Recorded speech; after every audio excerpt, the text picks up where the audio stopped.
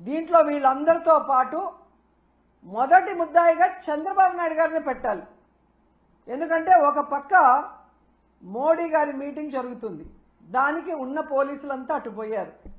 ఇక చిత్తూరు తిరుపతి జిల్లా పోలీసులనైనా ఈ టోకన్ల దగ్గర పెట్టి ఒక 3 రోజుల ముందుగానే టోకన్లు ఇచ్చి వాళ్ళకి సేఫ్టీగా పంపించుంటే ఈరోజు ఈ దుర్ఘటన జరిగి ఉండేది కాదు.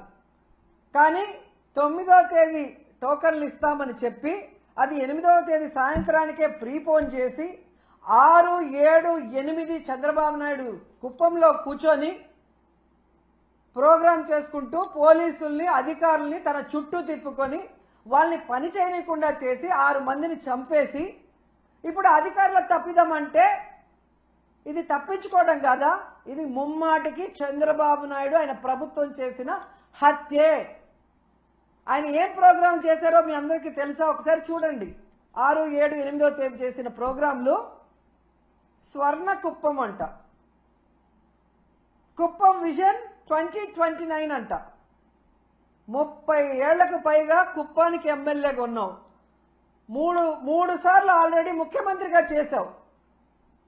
అప్పుడు చేయలేని స్వర్ణ కుప్పం ఇప్పుడు చేస్తానని ఇలాంటి ఒక క్రూషియల్ టైంలో పెట్టి నీ సెల్ఫ్ డబ్బా నీ భజన నువ్వు చేసుకోవడానికి 6 మందిని చంపేసి 60 మందిని గాయాల పాలు చేసి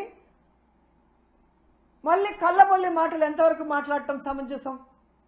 కాబట్టి మొదటి ముద్దాయి చంద్రబాబు నాయుడే, అధికారులు కాదు. అధికారులను పని చేయకుండా నీ చుట్టూ నీ సేవ చేయించుకున్నది నీ తప్పు.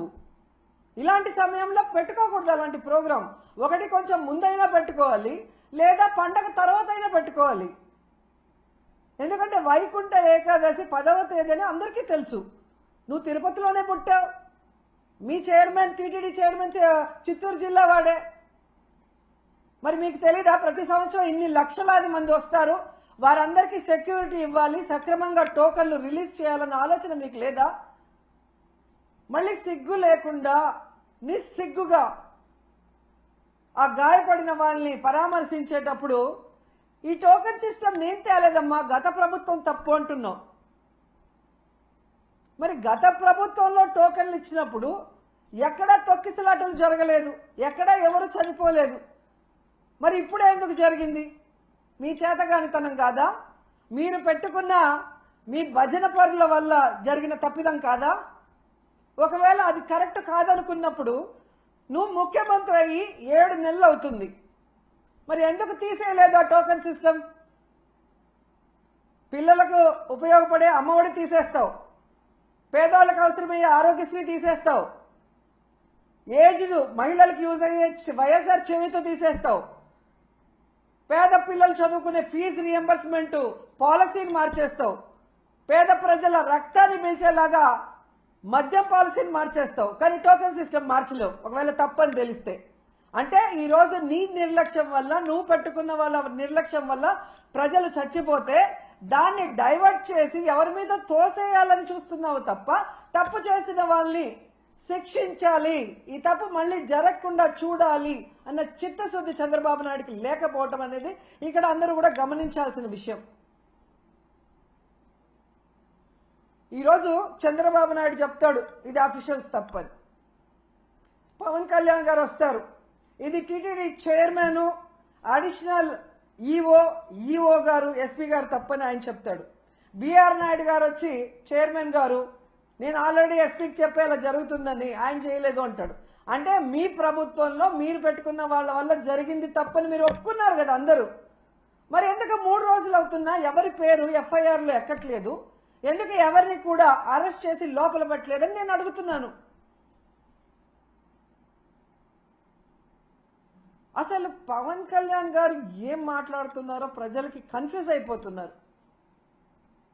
పిఠాపురానికి వెళ్ళాడు నిన్న,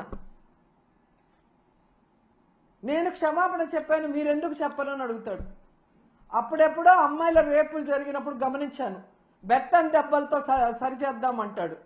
ఇప్పుడు మనుషుల్ని చంపేసి క్షమాపణలతో సరిచేద్దామంటాడు. క్షమాపణలు కాదు, తప్పు చేసిన వాళ్ళకి శిక్ష పడాలి, ఆ తప్పు రిపీట్ కాకుండా చూసుకోవాల్సిన బాధ్యత నీకుంది. ఎందుకంటే ఈరోజు ప్రభుత్వంలో నువ్వు ఉన్నావు, డిప్యూటీ సీఎంగా నువ్వు ఉన్నావు. ఉండి కూడా క్షమాపణలు బెత్తం దెబ్బలు అంటావు. మొన్న ఈ మధ్య కడపకు వచ్చినప్పుడేమో ఎవడు తప్పు చేసినా నేను ఒప్పుకోను, తాట తీస్తా, తోలు తీస్తా, అంతు చూస్తా అని మాట్లాడావు. మరి తప్పు చేసిన వాళ్ళు ఈరోజు చైర్మన్, అడిషనల్ ఈవో, ఎస్పీ అని నువ్వే చెప్తున్నావు కదా. మరి ఎందుకు వాళ్ళ తోలు తీయట్లేదు, వాళ్ళ అంతు చూడట్లేదు, వాళ్ళ తాట తీయట్లేదు? మళ్ళీ పెద్ద పెద్ద డైలాగులు చెప్తున్నారు. నిన్న మీటింగ్లో నేను పిఠాపురంలోనే అనుకుంటా, కులం పేరుతో ఎవరైనా తప్పించుకోవాలని చూస్తే నేను చూస్తూ ఊరుకోను అన్నాడు. మరి ఈరోజు బిఆర్ నాయుడు గారిని, వెంకయ్య చౌదరి గారిని, సుబ్బారాయుడు గారిని శిక్షించడానికి ఏ కులం చూసి నువ్వు భయపడి ఆగిపోతున్నావు అని అడుగుతున్నా. నీ పక్కన నిన్న పిఠాపురంలో ఉన్నాడు పంతం నానాజీ, ఒక డాక్టర్ కమ్ ప్రొఫెసర్ అయిన ఒక ఎస్సీ మేధావిని గూబ పగలగొడితే నీ కులమని ఆపేస్తావా? శిక్షించకుండా, కేసు పెట్టకుండా? మళ్ళీ పెద్ద పెద్ద డైలాగు, కులం చూసి నేను భయపడను అని. ఆ రోజేమో జరగని తప్పుని జరిగినట్టుగా లడ్డూలో కల్తీ జరిగిందని కాషాయ వస్త్రాలు వేసుకొని తిరుపతిలో నానా హడావిడి చేశారు.